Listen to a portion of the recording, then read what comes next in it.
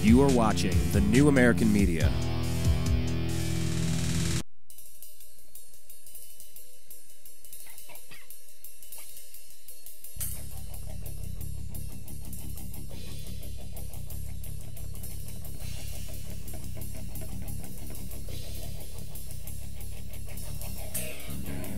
Live from Los Angeles, California. Welcome to the Unhappy Hour, everybody. And March Madness. Thanks for joining us. My name's Brian Engelman. I'm going to be your host, as usual. Yeah, we're going to talk a little March Madness. Definitely some Aaron Craft and the Ohio State Buckeyes. I'm sure you saw that game. See, that's why you watch March Madness. That's why you watch it, is so you can get those buzzer beater moments. Just an amazing play. And of course, the Miami Heat are gearing up toward potentially breaking, the all-time win streak record in the NBA. Can they do it? And of course, there's a few teams fighting for a playoff spot. You got Utah, you got the Lakers, you got Dallas all fighting in the West. So, you know, it's basketball time. So I figured, who should we talk with today? Who should we talk with? Oh, I know. I got it. How about lifelong Cleveland sports fan and current NBA scout, Zak Baris. He always joins us during basketball time, and we're going to bring him in now.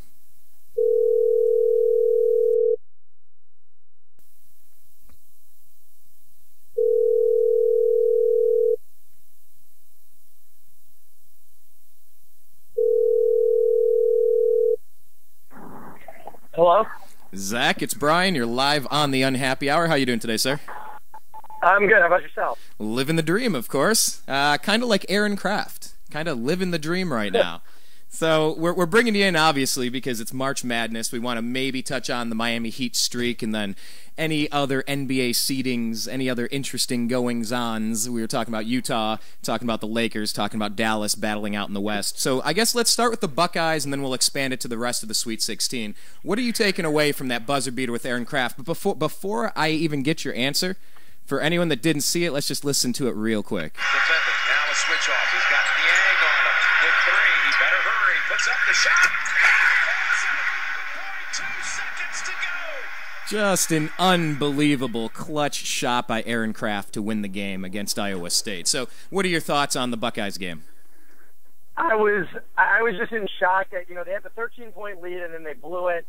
And I'm just sitting there. I was like, I've been waiting 7 years for this Arizona-Ohio State matchup now. I guess most of the people on the show don't know. I went to the University of Arizona. Right. I worked with the team down there for a few years. And, you know, like I said, I know a lot of the coaches. It's a team I worked for a long time. And I've always been praying for this matchup between Arizona and Ohio State, and finally I have it. Now, let me ask you about Aaron Craft real quick, because obviously you hit the game winner, but let's go back a little bit, talk about what brought him up to that game-winning shot. The kid has ice in his veins. He's missing the front ends of 1-and-1s, and then he comes up with that huge defensive play, drawing the charge. Maybe a disputable charge. I don't think so. I think it was pretty clear. But talk about just the play of Aaron Craft real quick. You know, he had an exceptional game, and then he had that 5-6 minute run where he was just. It was basically just the most atrocious basketball I've ever seen. You know, missing, like you said, missing the front end of a 1-and-1. You know, just losing the ball in offense, taking errant shots. It was just something that, you know, I was sitting there, I was like screaming at the TV. I was like, "Are you kidding me?" Like, I was like, "Get him out of the game!" And all of a sudden, he turns around. He's got a great steal on defense, and then he just turns it around, and all of a sudden, he's the hero. You know, and that's just Aaron Craft for you right there. You know, he's able to turn it around. You know. And say, you know, as much as he almost gave up the game, he saved it for Ohio State in the last few minutes too. Well, you know what that reminds me of, Zach? It reminds me of, and I was thinking about it right after the game. It's just, and maybe I'll butcher the phrase, but it's something along the lines of dance with the person who brought you. You know, kind of referring to you go to a dance or a prom or something, you know, dance with the person you went with, you know, and it's whether a player, one of your star players is having a rough game or not, that's the person that took you to the dance. That's the person that got you in that position in the first place. You got to give them a shot, you know. Those are the people that got you there. You can't just yank them because they're having a tough stretch, because they can do things like this. Yeah, well, I mean, just myself, I mean, I'm a very bipolar fan. You know, one second I'll be there, you know, going, oh, I'll be praising guys as the greatest player on the planet, and then another one is, you know, a derogatory tweet, not a derogatory tweet towards the player, but, you know, it's just something, and it's, you know, that's how I always let my emotions get the best of me. And I was going crazy the other day watching that game, but Aaron Kraft had a hell of a finish, and you got to hand it to the Buckeyes there. You know, this is a matchup. I still think the winner of the Arizona-Ohio State game, you know, will be in the Final Four. I'd be very surprised if one of them isn't. You know, it's hard to see Wichita State or LaSalle going, but like you said, you never know. This is a year when I was on the show, you know, a week ago, I said basically anything could happen. This is the one year where if you're ever going to see a 15 seed, you know, make it to the Final Four, this is it. You know, and Florida Gulf Coast has a great chance of making it. They're playing lights out. They're the Cinderella story. Somebody usually emerges every year. That's the unexpected. But the thing is, they don't look like a Cinderella team. When I've been sitting here watching them play, you know, when you watch the teams like Harvard and some of these teams, you know, they don't really have anyone who can dunk. You know, they get lucky shots. You know, they're making their three-pointers while the other team, you know, the better team is constantly missing. Florida Gulf Coast literally just annihilated San Diego State, a really, really good basketball team. Well, I've been very fortunate to watch them on numerous occasions this year. And, you know, in watching Jamal Franklin just be, you know, he played a great game. Other than him, San Diego State just played bad. And Florida Gulf Coast, I mean, they're now known as Dunk City. I mean, that was just an unbelievable basketball game. I mean, they looked like they had legitimate NBA talent on that team. That did not look like a 15-seeded team. Well, the thing is that they're kind of new to all of this. You know, they haven't been lousy for a long time. They're pretty new to this whole experience, and there's not a big track record of material to judge them on. I think they can beat Florida. I mean, they've beaten Miami this year. I mean, their resume is better than Gonzaga's. Well, Gonzaga's sitting at home watching right now. Yeah, I mean, well, Gonzaga was the most overrated. I still remember looking at the Buckeyes bracket and going, I'll be shocked if they don't come out of this as a Final Four team. You know, because, you know, with the way Arizona had been playing over the past month, they looked terrible. Out of conference, Arizona had a phenomenal season. You know, they started the year 14-0. They were a top-5 team with wins over Miami, San Diego State. I'm trying to think who else they beat, too. But they had some, and Florida. You know, they had some really high-quality wins on the schedule. And then Pac-12 play kicked in. You know, and I don't know if it was just fatigue set in or, you know, just conference play was a lot tougher. But, you know, Arizona had a great out-of-conference schedule. You know, they went undefeated out of conference this year and just looked phenomenal. And then, you know, when Pac-12 play kicked in, you're just like, this looks like a mediocre basketball team. And that now, you know, they're turning it into high gear again. You know, I mean, granted, they've had a pretty easy road so far. But, I mean, it's not going to be a cakewalk for Ohio State. It's a really, really talented basketball team on Arizona. And especially if you can get the freshmen lighting up, Caleb Tarsuski, the center for Arizona, Brandon Ashley, who's a 4, you know, plays a 3, and, you know, and then you have Grant Jarrett, who's a stretch 4. All of them are freshmen. All of them were top 10 recruits this past year. And, you know, none of them have had phenomenal seasons, but all the times this year have looked phenomenal at one point in time or another this season. And also Mark Lyons, the point guard, you know, this is his first year playing point guard. At the beginning of the year, I looked at him and I said, this is a guy who reminds me a lot of Delonte West, you know, but, you know, he's playing out of position. And, you know, he's not, you know, Arizona's one problem will be Mark Lyons' ball handling. I assume, you know, I tend to think Aaron Kraft could have 6 to 8 steals in this game on Mark Lyons alone. But Mark Lyons can shoot the basketball, I'll tell you that. But in order for Ohio State to win this game, they need to shut down Mark Lyons. Aaron Kraft needs to do that. I think he can, you know, but, you know, Ohio State needs to shut him down in order to be able to contain the Arizona offense. And guys like Solomon Hill who can shoot the ball too. You know, and like I said, the 3 freshmen I just mentioned too. You know, Arizona is no cakewalk, and they do have a lot of depth. They don't really have a star player, but the team is loaded with depth, and if a player gets in foul trouble, easily replaceable. We're talking with NBA scout Zak Baris. You can follow Zak on Twitter. He's at ZBaris. That's ZBARIS. Talk a little bit about a different bracket now. We talked a lot about the Buckeyes. Let's move over. Indiana. I was watching that game, and I really felt like they were going to go down in that one. They manned up. They found a way to pull through, and now you actually have a situation where some people are wondering out loud if you could see an all Big Ten Final Four. Just talk about Indiana and talk about the Big Ten in general. I think Indiana can make it. I forgot who Indiana's upcoming matchup is right now exactly. I'm in the car right now, so I couldn't look and tell you exactly who it is. Well, you know my track record now. When I pull up Windows, things just start playing, so I could give it another shot. But, I mean, you have great games this week. You have Michigan, Kansas. You know, I tend to think I think Michigan always struggles with big men. So I think Jeff Withey's going to have a great day against Michigan. But like I said, Michigan's no easy. You know, they're not going to go down easy. And if Trey Burke and Tim Hardaway can help shut down Ben McLemore, Michigan has a good shot at winning that basketball game. But they need to be able to contain McLemore because he is explosive. Well, let's jump down to Indiana for a second. They got Syracuse. It's a 1-4 seed.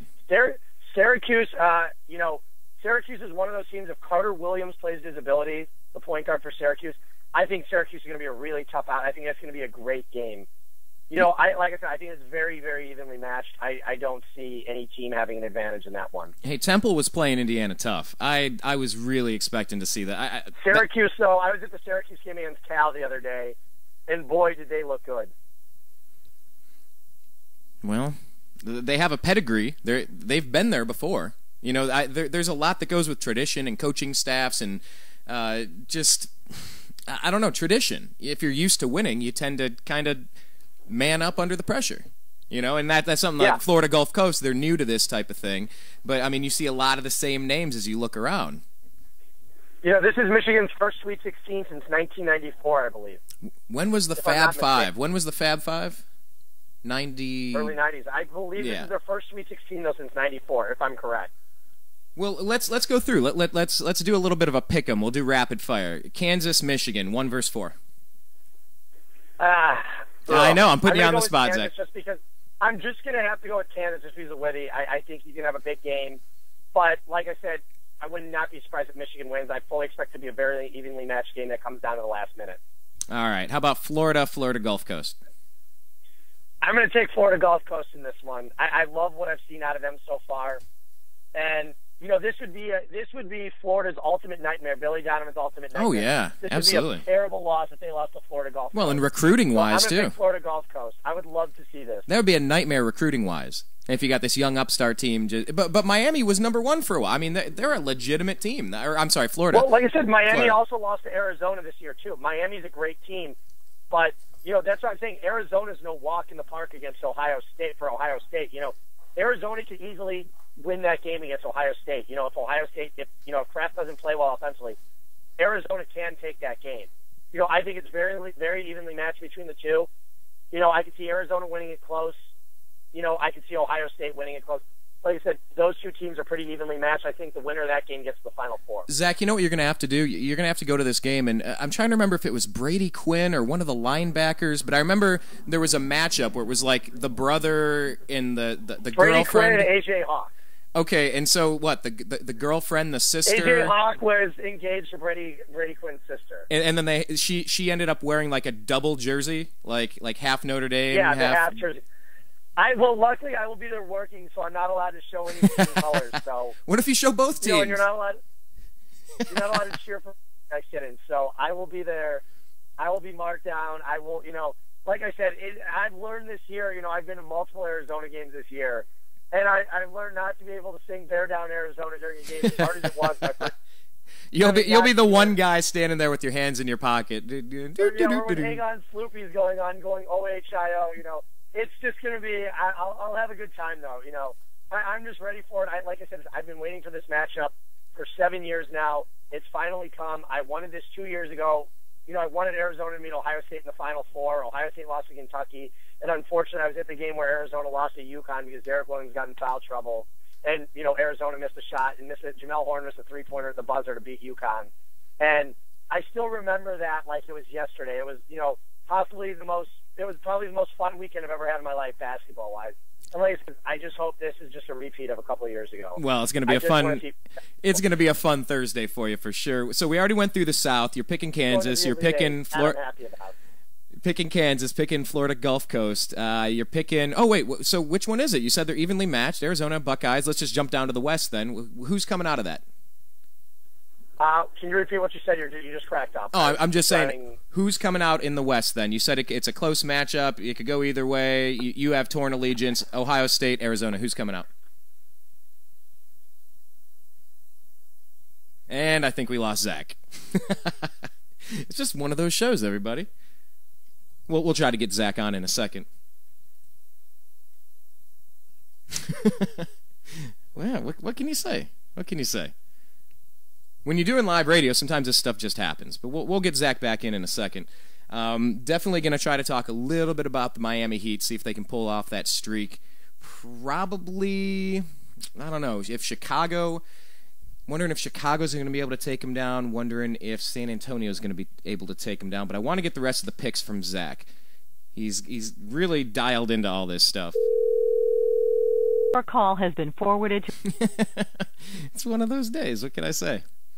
All right, so let's go through the rest. Marquette, Miami. What? I got to make the picks now? Yeah, I guess I got to make the picks now. Now Zach's calling in on the other line. Love live radio. Yeah, by the way, if you guys want to participate in these programs, best way is send us a live tweet. As we're rocking and rolling, we're at American_media_. Send us a live tweet, and we can read your comments on the air. We'll try again to get Zach.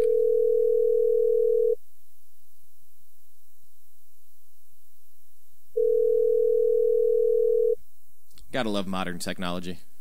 Hello? Yeah, it's one of those days, Zach, Well, I've learned there's good service at the base of Coldwater, Canyon, and Sunset, so now I know. Well, yeah, I have a few dead spots where I drive around a lot every single time it drops. My brother calls it the black hole. He's out in Columbus. But anyway, we were talking about the bracket, about Ohio State and Arizona, who's coming out of that, and then who's coming out of Wichita State and LaSalle.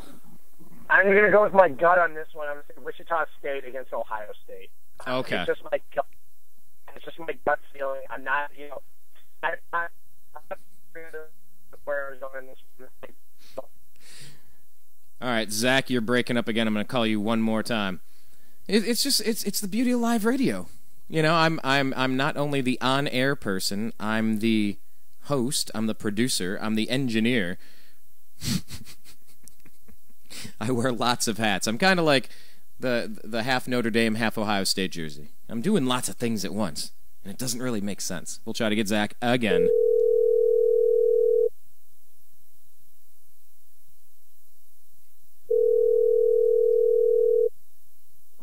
Hello? All right, so you're saying Once again. Wichita State, Ohio State. Did I hear that right? Yeah, and I'm going to pick Ohio State going to the Final Four. Oh, whoa, jump in the gun, buddy. Jump in the gun. Well, yeah, I would pick them too. But okay, let's go up to the Midwest bracket. How about Duke, Michigan State? Pretty even matchup there. That's a tough one. I had Duke beating Michigan State, but I think that's going to be another great game. I expect Gary Harris out of Michigan State to have a big game, and I expect Plumlee. I expect Plumlee to have a big game for Duke too. I think it's going to be a fantastic matchup, though. Okay. And Ryan Kelly too. I think it's going to be a fantastic matchup.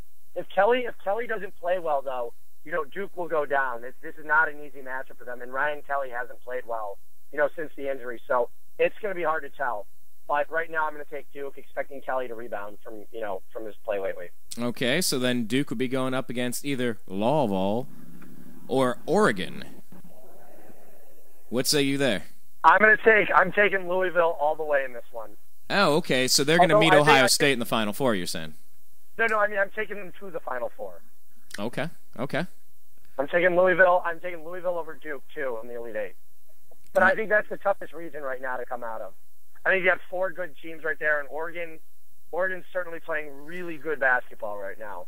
How big of an upset was Gonzaga going down to Wichita State? I don't think it was that big. Gonzaga hasn't. Look at their resume this year. I mean, they were the number one overall team in the country. They were the number one overall seed. And I think that they've honestly had, I was not impressed one bit with Gonzaga this year. They don't really have any great wins.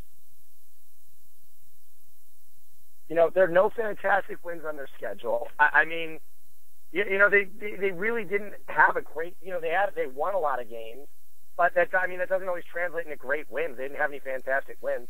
I don't think it was a huge upset at all. Well, you look at that bracket down there in the West, which is obviously where I'm pulling for, being a homer for my Ohio State Buckeyes.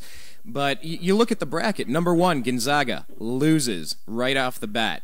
Second round to Wichita State. You look at the number 3 seed, New Mexico, goes down to Harvard. Number 4, Kansas State, goes down to LaSalle. Number 5, Wisconsin, goes down to Ole Miss. So this whole bracket, I mean, it is a crystal clear. It's like Ohio State's driving in the in the high occupancy volume lane. You know, they're driving in the fast lane. It's them in Arizona. You know, Arizona's lucked out with their matchup so far. You know, right. They got Belmont in the first round, who I honestly thought with the way Arizona had played heading into the tournament that Belmont would upset them. I thought. Really? And, you know, they went and dominated them. Harvard, I wasn't worried about. I knew they'd crush Harvard. They, you know, as soon as you look, Arizona just had so much length, and they played to their strength over Harvard, and they just crushed them. And, you know, I knew that was going to happen. You know, and then I was a little bit worried, not too worried though, about Ohio State and Iowa State. I mean, you know, but I probably should have been a little more worried. You know, but Ohio the State 3-point shooting team. It was an interesting matchup with them, where different strengths playing to different weaknesses. They were pretty lucky to get out of that one. That's why I think Arizona's going to give Ohio State a run for their money, because Arizona can drain the three ball. You know, Mark Lyons, Solomon Hill. You know, Kevin Parham, you have guys that can, Jordan Mays, even you have guys that can shoot the basketball in Arizona. Well, let me ask you a question here in the tournament specifically. In the NCAA men's basketball tournament, March Madness, does it matter how much? Let me make sure I phrase this properly. You look at Ohio State, for example. They win by 25 points in round one, and they barely squeak out a 3-point victory on a last-second buzzer beater.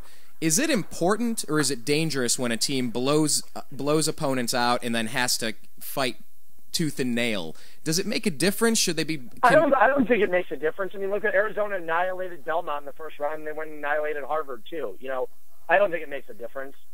I don't think it better prepares a team. I think sometimes teams are exhausted after a win like that. You know, absolutely.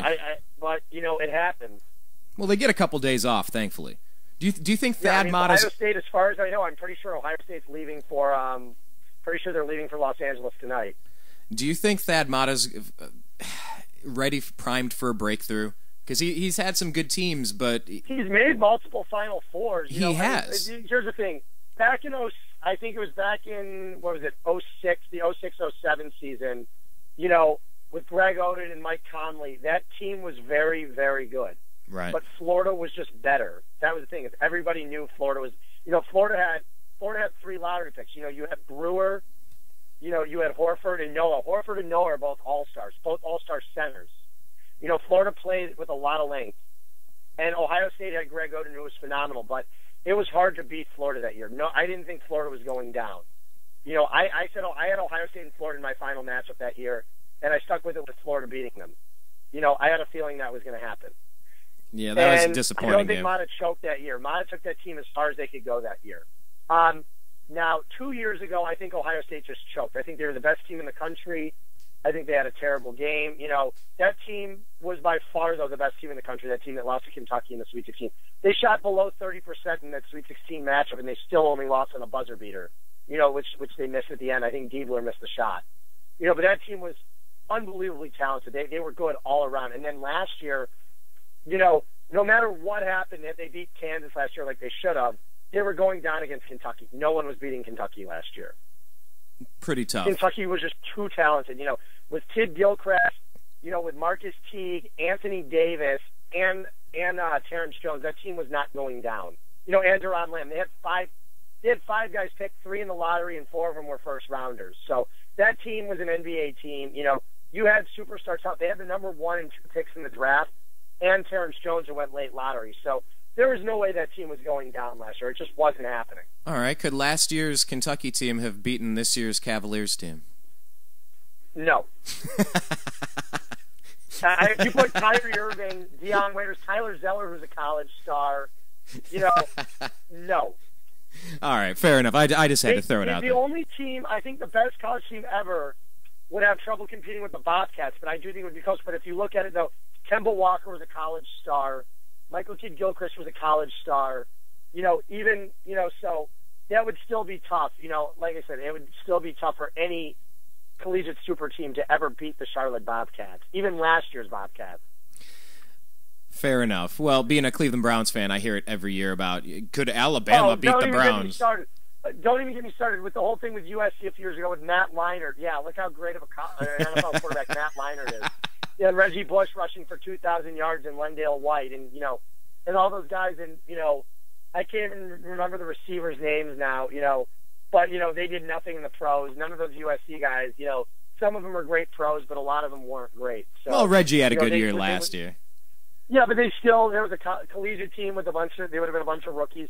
Wouldn't have been able to touch, a crappy NFL team. Excuse my language. Well, the Browns' color is brown, so I've heard a lot worse when people rip on them. But hey, let's wrap this up here with the East. We're talking with NBA scout Zak Baris. Follow him on Twitter at ZBaris. That's ZBARIS. We got a matchup, Indiana versus Syracuse. You were saying you like Syracuse? I'm putting words in your mouth. I like them both. I'm going to just go with my gut on this one. I'm taking Indiana. Okay, yeah. I started putting words in your mouth there. So, okay, Indiana's going to come out of there as the 1 seed, and then you got – see, this is a region that makes sense. You got the 1-4 and the 3-2. What about Marquette in Miami? I have to go with my original plan, and I originally had Marquette beating Miami in my bracket, and I know my bracket's been horrible so far, but I'm sticking to it. One of my brackets has done really, really well, but my one bracket that I helped my dad do, I'm not allowed to do any brackets, so what I do is I just help my dad fill his out, because I'm not allowed to do my own. So, and I'm just making that clear now, so he always asks me for my insight on the picks, so I give him my picks. I can tell you the one that I helped him with is doing awful right now. And I went with Marquette. I'm sticking by Marquette. I think Miami's going to lose. Okay, well, you sound a little reluctant in that. Like you really want to call an audible on that. I do, but I'm sticking with Marquette on this one. I have to stick with Marquette, and then I'm going to go with Indiana against Marquette, and I've got Indiana going to the Final Four. All right, fair enough. Let's bounce over real quick. Let's talk about the Miami Heat. That's kind of the big story going on right now. Can they become the team with the longest winning streak in NBA history since the basketball games have been played, and your name's not a Globetrotter? This is the biggest streak ever, potentially. Do you see the Heat pulling this off? I think they can. I think their one potential loss was to the Cavaliers the other night when they were down by 27. Thanks for the reminder, pal. I'm saying, and then took a 9-point lead in the fourth. Talk about a 36-point swing at one point in the game. I tend to think that Miami will do it after looking at their upcoming schedule from what actually we were talking about last night. From what I remember, I think they can pull it off. Do you think the Bulls could give them a run? Still without Derrick Rose, that's on their radar. They're by the way, they're up right now by 10 at the end of the third. I was at the Bulls Heat game over New Year's when Chicago beat them. I was there in Miami when Chicago beat them. They played a tough game. Like I said, the Bulls haven't been playing great basketball lately. It's just been exhaustion. It's a long season, and that's what happens when you're a team that's beat up and you're playing with a shorter roster. When you have injuries and Dang's constantly playing 40 minutes a night, or when he's out, Butler's playing 40 minutes. Jimmy Butler's playing 40 minutes a night. It's tough. When guys play 40 minutes a night, they suffer from exhaustion. So, but Chicago's been playing well their last 2 games. They've won them. They've looked good lately. I think they can give Miami a run for their money in a regular season game this year. And it's at Chicago, which gives them a chance. It looks like they're going to pull this out. I mean, there's another quarter left. They're up by 10 against Orlando, who's missing a few key players. Then they have Chicago. The Hornets probably aren't going to give them too much. I think Chicago's going to be the one team where if they beat Chicago, then I think they'll get there. If they don't beat Chicago, but like I said, and I don't even know if Dwayne Wade will be playing against Chicago. He's out. I think Dwayne Wade's out tonight. If he doesn't play against Chicago, I would favor Chicago in that game. Well, he's also Dwayne Wade. He does get more beat up than LeBron. LeBron's just some sort of superhero robot. He hardly ever gets injured. So he's like a tank / submarine. Exactly. So, dude's ridiculous. But Dwayne Wade does get banged up. They're not saying there's a big injury. He's just resting against the tomato cans, the Bobcats. He's just resting. Yeah, and I don't blame them for resting Wade. The playoffs. Here's the thing: you want to have your stars healthy for the playoffs. Right. You want to keep them well rested. As important as a 33 or 34 game winning streak is, to tie or break the record is, it's more important to win a championship, despite what Jeff Van Gundy said. Well, it's that Peyton Manning thing with the Colts. How many years were they chasing the undefeated record versus do they rest their players? And I don't know. I don't know what I would do in that spot. I don't know. I didn't rest when I was. Now I only played in high school, but I played the games that there were to play. I didn't. I don't know. Call me crazy, but you just play when you're there. And if you are dinged up, sit down and rest. Don't destroy your whole season because of it. But I don't know. San Antonio. That's one of the teams that's also lurking out there that could potentially take the Heat down. You think Chicago's more of a threat than San Antonio? No, not at all. I think they're both threats to. I think they're both threats to Miami. I didn't realize San Antonio was on the schedule that early. I didn't realize Yeah, You know, so they have there. Orlando tonight, then they have Chicago, New Orleans, and then San Antonio. So I think San Antonio. Where's the game at? Is it in Miami or San Antonio? that's in San Antone. I think that's where Miami streak. I think it'll either end in Chicago or San Antonio. I think those are both really tough games to win, especially San Antonio, just because San Antonio's had a phenomenal season. They play well even without Tony Parker. You know, Popovich isn't going to go down. He's not going to go down without a fight. Well, I would have really loved to see the Cavs be the one to snap that streak. I don't root against LeBron like I used to. I'll raise my hand. Yes, it took a lot of weight off my shoulders last year when he won a champion. It took a lot of weight off. You know, now I've redirected my energies and my rooting efforts. I don't root against him like I used to, but I'm still rooting against him. You know, I would have still loved the Cavs to stop the streak. I don't blame the Cleveland fan for rooting against LeBron. You know, his first season in Miami, you know, I rooted against him every game. You know, I wasn't one of those kids who made their Facebook status Miami lost every time they would lose a game. I didn't care that much. But when they lost the finals, I was ecstatic. You know, I was so happy they lost. You know, and it felt like I don't know. I was like, I'd never rooted so hard against someone in my life. I'd never done that ever. And in doing that then, you know, had basically pushed me to a point, and I go, I can't just hate one player so much. And, you know, that happened the first year, and then last year they won it. It was, you know, Cleveland had already basically gotten their due when he lost the first year. You know, he was so down and out after losing. You know, it was such a bad loss for them because they were favored to win. You know, they should have won. They were up 2-1 in the series. And, you know, they won last year. Okay, I think some of the hate subsided when they won last year. I really do. You know, I've noticed that with a lot of people. And, you know, and now LeBron's approaching free agency again. So, you know, it changes some people's tunes with him, you know. And, you know, like I said, but before, I think the hate with LeBron has subdued a little bit, and it subsided a little bit, and like it should have. You know, people can't hate one person for that long so much. You know, I see a lot of bitter Cleveland fans when I go back, and it's hard to watch. You know, people are so bitter, and you know, it's just the point where you have to get over it. Yeah, I think their championship helped me move on. You know, sometimes we all grieve differently. And when you're a big sports fan and you're cashing in your championships for 4 years in a row and you never get one, and then your team's completely blown up in front of you from Mike Brown, the coach, to Shaquille O'Neal, to Zydrunas Ilgauskas, to Anton James. I mean, like every player on that roster, including the two-time back-to-back MVP LeBron James, are gone. Yeah, exactly. Well, it's different for me, though, in the fact, too, that as much as I was a Cavaliers fan, I work for a different team now. I don't work for the Cavaliers. You know, I work for a different NBA team. And I think that also helped a little bit. And, you know, I've been in the business now. You know, I worked for the Arizona basketball team for a few years down in Tucson, you know, while I was in school. You know, I had a job in an agency, you know, and, you know, I've known a bunch of NBA players. It is a business. You know, and that's how you have to treat it. You can't treat it. You cannot fall in love with these players. You cannot fall in love with athletes, because as much as you fall in love with an athlete and loyalty to a team, you know, teams aren't always loyal to the players either. And you have to realize that when it happens, you know, when the best player in the league is ready to retire, you know, isn't ready to retire, but he's taking up a roster spot at the end of his career, the team cuts him. It happens. It'll eventually happen to Derek Jeter with the New York Yankees if he chooses not to retire. It happens. So a player can only be loyal to one team for so long. I brought up Peyton Manning, didn't I? I brought up Peyton Manning. And the Colts got rid of Manning before Manning left them. So just remember stuff like that. You know, the way Brett Favre was driven out of Green Bay.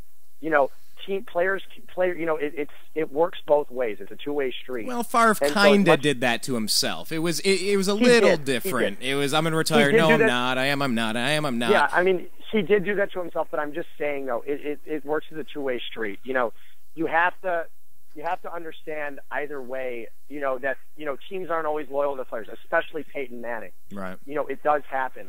And so that's how you have to take a look at this. And, you know, as much as the Cleveland fan loves LeBron, you can only love an athlete so much, and there's a reason why.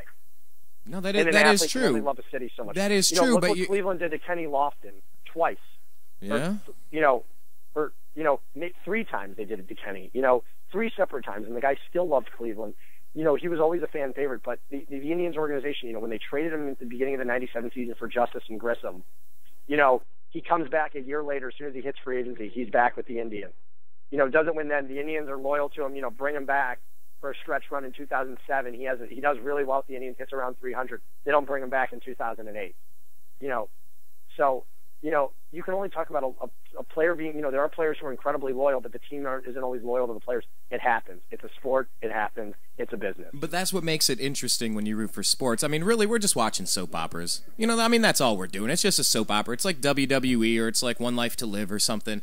It's just some kind of distraction. It's really not important at the end of the day what happens in sports. But when you care about a team and you emotionally invest yourself, not just for a season, I mean, you're talking, you grew up wearing these jerseys as a little 4-year-old, Yeah. shooting hoops and playing baseball at the schoolyard and stuff. So, I mean, you have decades invested, and sometimes you can have an unhealthy rooting interest where, I mean, out here in Los Angeles, you've seen people fighting and putting people in comas where their entire lives are ruined fighting over a Dodgers-Angels game or something. Yeah, it's so stupid. I used to be so invested in sports. I used to take things so seriously. And then once I realized I started working in it, the best thing that ever happened to me was working in the Arizona Athletic Department. I realized, these are just normal guys who play a sport, and that's what I learned. It took me a long time. It took me 18 years of my life to learn that, but I did. Well, let's jump over to this real quick, and we'll let you get going because it's I think you walked into the YMCA pool. The echo of wherever you are is I'm in an elevator. No, I have better reception than when the call dropped twice, but I'll take it. I want to talk about the Western Conference here. There's really not too much to talk about in the Eastern Conference NBA right now, but you have 4 teams battling. Portland is an extreme long shot. Not really. They're only 1 game back of Dallas and Utah, who are 2 games back of the Lakers. What is going on with that 8 seed? Are the Lakers going to hold on, or is somebody getting hot at the right time? I'd be shocked if the Lakers don't hold on. The Jazz, since Mo Williams' return, has been playing terrible. I fully expect. Dallas is doing all right, though?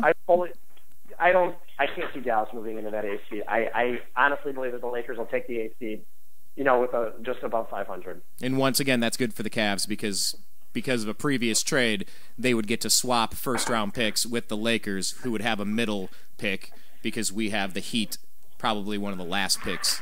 So I guess as Cleveland fans, Cavalier fans, we're rooting for the Lakers to make it, whether we care about the Lakers or not, right? Exactly. Okay. Well, Zach, it's March Madness. We're down to Sweet 16. You gave us the picks. I think we need to touch base after some of these games occur. Maybe Friday. Definitely. Thanks again for having me on. As always, I appreciate it. Absolutely. That is Zak Baris. You can go ahead and follow him. He's on Twitter. He's at ZBaris. That's ZBaris. Thank you, Zach. Always a good time bringing him onto the show. Yeah, the whole concept of rooting for sports teams is something that, I mean, I'm sitting here in the studio looking at all of these, well, and they're layered. I got this huge stack of Indians games that I went to when it was called Jacobs Field, Browns tickets when it was called Cleveland Browns Stadium. Such is the nature. I've even seen the Indians play out here in Anaheim, and saw the Browns play up in Jokeland, and good times. But there's a healthy and unhealthy rooting interest, a healthy and unhealthy way to go about this stuff. I'll tell you what, though, just to watch sports, why do we care? Just watch Aaron Kraft's buzzer beater. Just watch it again. Just money.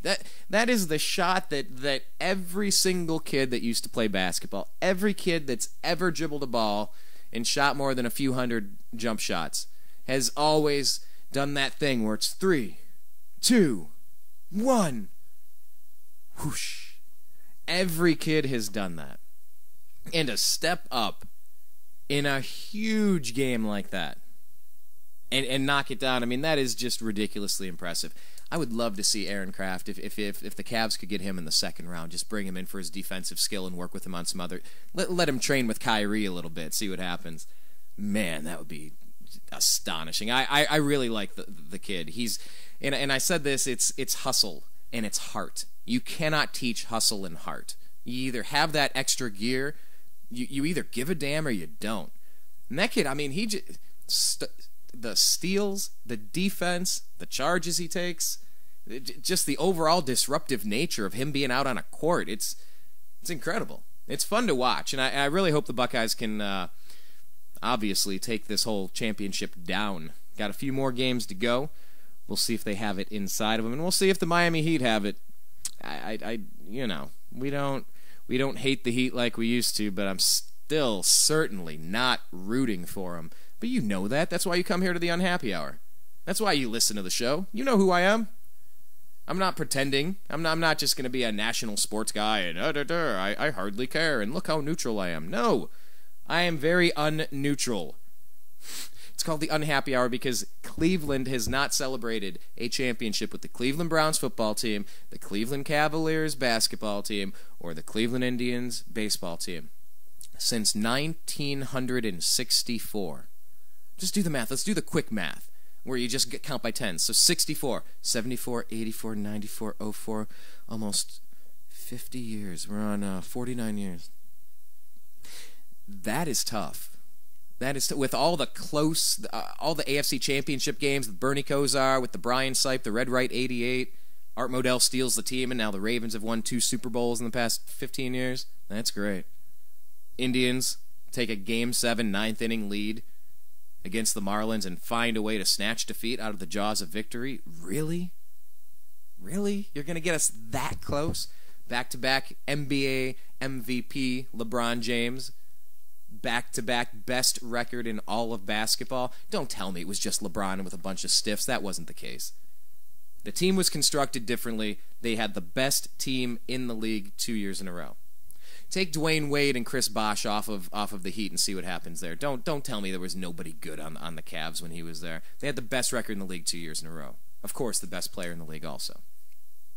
I think LeBron could have actually had 3 MVPs. I think, who was it, Kobe or Nash got one, I felt, where LeBron could have got his. But either way, 0 championships. Thanks for nothing. So, you get to watch potentially history being made with the Miami Heat. Fantastic. Hooray. I'm freaking thrilled about that one. That's called sarcasm. But thankfully, after the championship last year, too much of my energy is not being devoted to hating the Heat. Hate is not a good emotion, no matter how you break it down. But I really think there is something to what happens to the psyche of a region like Cleveland. And I grew up there. I grew up about 25 minutes south of Cleveland. Went to school like 2 hours west of Cleveland.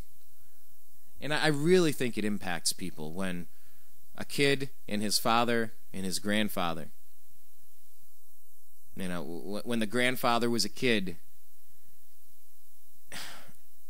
when you have 3 generations of people that are always let down by your sports team, I mean, not even like they say a broken clock is right twice a day. Okay. That means no matter how screwed up you are, you're accidentally correct a couple of times. Well, the Cleveland sports franchises since '64 have not even accidentally been correct once. It's kind of astonishing that not one of those fantastic teams, the Indians of the 90s and the Browns of the 80s and the Browns of the 70s and the Cavs of the 2000s, the LeBron era, or the Cavs from the Mark Price, Brad Daugherty, Larry Nance, Craig Elo, Hot Rod Williams, Ron Harper, like that crew. It's just astonishing to think that nobody was able to bring home a championship. I mean, those Indians teams were stacked. It was like playing. It was like when you would watch a traveling softball team come in, like a Harlem Globetrotters kind of traveling freak show. That's what the Indians were like. Didn't have the greatest pitching, I'll give you that. But that offense, people are talking about the Angels and, getting Josh Hamilton and Albert Pujols and everybody over here in Anaheim. It's my backyard. I'm hearing a lot about it right now. It's fantastic. But just go back. Take a look at some of the teams with, who, however you piece them together, whether it's Juan Gonzalez, Jim Thome, David Justice, Kenny Lofton, Carlos Baerga, Albert Bell, Manny Ramirez, Jim Thome. Did I say Thome already? Sandy Alomar Jr., Sandy Alomar, Omar Vizquel, Matt Williams. Just shuffle it around. I know some of them played at different times, but just look at those monster lineups from top to bottom. When Paul Sorrento's hitting 30 home runs, what was he, in the 9 slot, the 8 slot? I mean, these teams were mashing the ball. Just mashing. And they couldn't get it done. So that's why we get together at the Unhappy Hour. Because at the Happy Hour, you at least have that one good story to tell. There's at least that one good moment. You know, and I've been watching that ESPN, was it ESPN 360, and they're doing the story on Steve Bartman. You know, the guy for the Cubs that reached out to catch the foul ball, and Moises Alou jumped up, and it screwed up. It kept it going, and then the Cubs ended up finding a way to lose, and, you know, and talking about all the misery and the curse and all that stuff. Yes, for that one baseball team, of which there are two in that city, by the way. Cleveland has one. It's not like the Reds and the Indians are both South Side, North Side, or something in Cleveland. It's not the case. For as bad as the Cubs situation was with Steve Bartman, they had Michael Jordan. They've celebrated plenty of championships. The White Sox recently won a championship. The '85 Bears won a championship. Blackhawks, I think they did, but I don't really watch hockey. I'll be honest about that. I'll raise my hand. Didn't have a team growing up in Cleveland. Never played it myself. Didn't ever care. But I think the Blackhawks have been pretty mighty fine from time to time. So as bad as the Cubs were, at least something else in Chicago was going right. Cleveland, not so much. That's when I talk like soccer, or indoor soccer or something. But come on. We're talking like the major sports here. Do I include hockey in the major sports? I don't know. Fine, sure. I don't personally care. Because I'm ignorant to it. I find it boring. Although I will say this. I did one of my favorite moments ever, and certainly one of my top 5 dating moments ever, was going to a Cleveland Lumberjacks minor league hockey game with one of my football buddies and her. And we just made a night of it and went down there and took in a game. Went out to Panini's, had this really awesome pastrami sandwich, and I don't know if I may have consumed an underage beer at the time. I can neither confirm nor deny such reports. However, this game had everything. There was fighting. The coach was getting ejected. He was grabbing all the equipment, the sticks and the helmets and the pads and the skates, throwing it out all over the rink. It was madness. It was mayhem. And it was fun. So I'll give that to hockey. My one experience watching a quasi-legitimate hockey match. A hockey match. That hockey squadron was fantastic. I do say. No, but I did have a lot of fun doing that. So, but you know, what can I say? I just don't get into soccer at all. I used to play soccer as a little tyke, but it's been a while. I had fun playing it, not so much fun watching. I mean, who wants to watch a 0-0 tie? Hockey, soccer. I don't. Make sure you can't have ties. You know, when you're out there battling and competing, there must be a winner, there must be a loser. That's the purpose. And so that's something that's always frustrated me. But anyway, I digress. Because I know that there are ties in all the other sports as well. Well, when Bud Selig did it with the All-Star game, that was pretty ridiculous. Thanks, Bud. Anyway, really looking forward to the Buckeyes, as you know. Seeing if they can keep it going. Not sure if they can, not sure if they will. But it's fun. Man, was that a fun end to that Buckeye game. Aaron Kraft. Ice water in his veins. No, it was great. It was freaking fantastic. And I hope we get some more of that. And I hope that the Heat lose. Because I don't root for the Heat. And I hope the Lakers make the playoff spot so the Cavs get another draft pick. A higher draft pick. You know, we're going to do an entire show about the Cleveland Browns. Getting Paul Kruger. Did you see the mugshot of the lineman we got from the Raiders? Oh, you got to see it. It's great. We'll do a whole show about that coming up, but right now it's kind of all basketball all the time. We'll catch up. We'll catch up here on the Unhappy Hour. Thank you very much for listening. My name's Brian Engelman. This is thenewamericanmedia.com. Please check out the website, the homepage, thenewamericanmedia.com. Please check it out. Please make sure that you subscribe to youtube.com/thenewamericanmedia. Search The New American Media on Facebook and like our page, because we like it when you do that. And please be sure to follow us on Twitter. We are Twitter fiends over here. Join the 39-some-thousand or something like that over at American_media_. That's American_media_. Special thanks to Zak Baris. You can find him on Twitter. He's at ZBARIS. Appreciate you joining us. Go Buckeyes. Be talking with you again real soon. Peace.